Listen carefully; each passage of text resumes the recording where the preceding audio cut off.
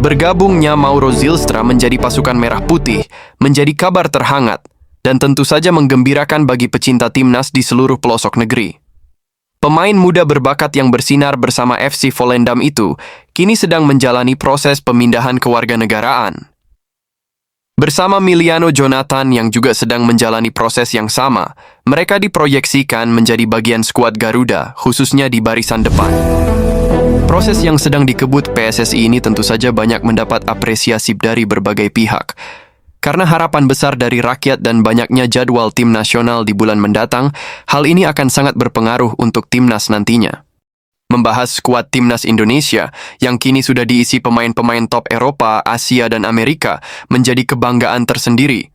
Apalagi pemain-pemain yang ada sudah punya reputasi yang cukup bagus, baik di klub maupun di skuad nasional. Namun, ketatnya putaran liga di masing-masing klub dan banyaknya jadwal di timnas membuat peluang absennya pemain karena cedera sangatlah mungkin terjadi.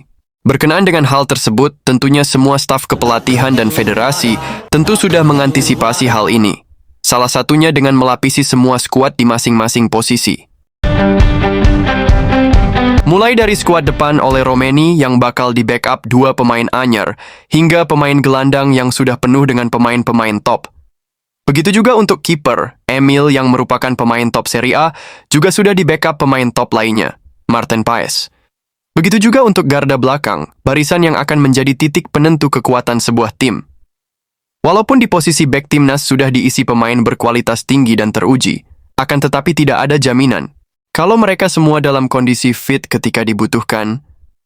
Mengenai posisi back timnas yang sekarang, mungkin tidak ada lagi keraguan ketika semua dalam kondisi prima.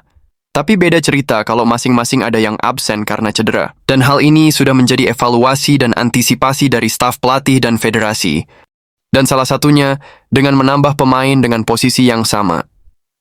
Mengulas posisi back untuk menambah kuatnya lini belakang timnas, sorotan itu menuju kepada salah satu pemain Premier League yang berkarir di Sunderland musim ini, Jason Selk. Jason Selk merupakan pemain keturunan Indonesia. Berdarah Jong Ambon yang lahir di Ede, Belanda pada 23 Mei 2003. Sosoknya saat ini menjadi salah satu dari 3 nama yang tengah mencuat dikabarkan akan dinaturalisasi oleh PSSI. Selain Jason Selk, ada pula Tristan Goijer dan Dean Zandbergen. Ketiganya dinilai cocok menambah skuad Garuda saat sekarang ini. Dan di edisi kali ini, kita akan menyoroti kiprah Jason Selk yang bermain sebagai bek tengah. Sebelum masuk skuad utama, Jason Selk lebih dulu dibeli Sunderland dari PSV U21, yang saat itu ditukangi Ruud van Nistelrooy pada 2021.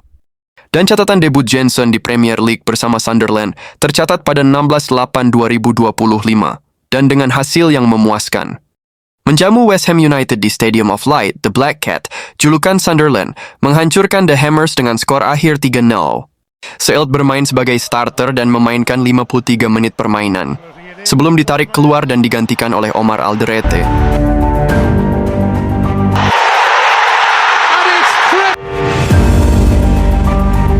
Kiprah Jason Selk membuatnya layak disebut sebagai tandem sempurna bagi Jay Idzes di lini bertahan timnas Indonesia, dan kehadirannya juga menjadi rotasi buat bek Persija Rizky Ridho.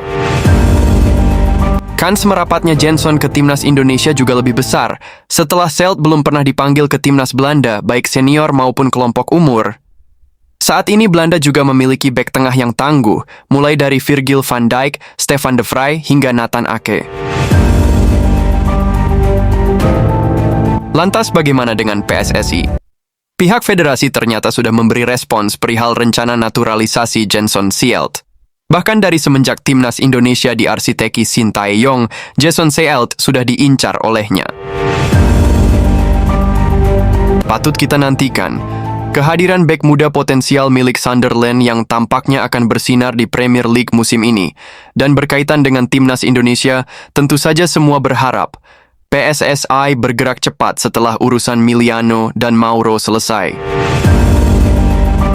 Tak ketinggalan publik tanah air juga berharap agar Jong Ambon berpostur 195 ini bisa memperkuat timnas Garuda dalam event yang akan datang.